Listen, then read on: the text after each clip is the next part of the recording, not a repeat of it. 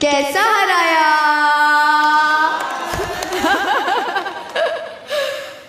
कैसा हराया हे वाक्य उच्चारताच तुम्हाला कळलं असेल आपण कोणाविषयी बोलणार आहोत. हा व्हिडिओ आहे सहर शेख यांच्या जात वैधता प्रमाणपत्राविषयी. कैसा हराया असं म्हणताना तिच्या आवाजातील ती लचक आणि चेहऱ्यावरचं आत्मविश्वासपूर्ण हसू या एका वाक्यामुळे सहर शेख संपूर्ण महाराष्ट्रात चर्चेत आल्या आणि प्रत्येकाला कळलं सहर शेख कोण आहेत ते. पण आता याच नावाभोवती एक मोठा वाद निर्माण झाला आहे. चला जाणून घेऊयात नक्की विषय काय आहे.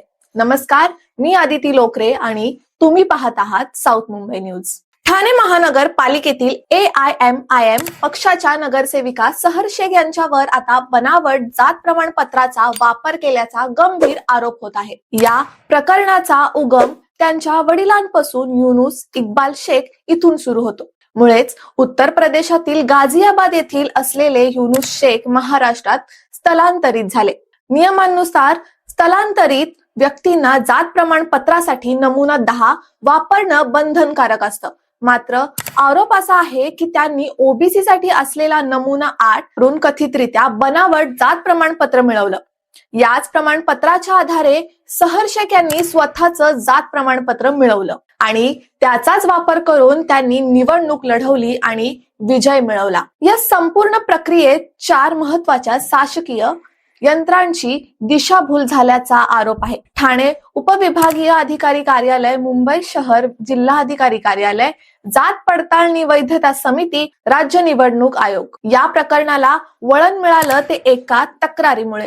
सिद्दीकी फराहा सबाब अहमद यांनी युनुस शेख यांच्या जात प्रमाणपत्राची पडताळणी करण्याची मागणी केली. 18 मार्चच्या सुनावणीत युनुस शेख गैरहजर राहिले तर त्यांच्या वकिलांनी काही कागदपत्र सादर केली. 23 मार्चच्या पुढील सुनावणीत ठाणे तहसीलदारांनी जात प्रमाणपत्रातील अनेक त्रुटी निदर्शनास आणल्या. सर्वात मोठा प्रश्न, सहर शेख या ठाण्याच्या रहिवासी असताना त्यांनी मुंबई शहरातून जात प्रमाणपत्र का घेतलं यावरही संशय व्यक्त करण्यात आला आहे. जानेवारी 2024 मध्ये झालेल्या निवडणुकीत सहर शेख मुंब्रा प्रभागातून विजयी झाल्या होत्या. त्यावेळी त्यांनी अनेक राजकीय विधानं करून लक्ष वेधलं होतं.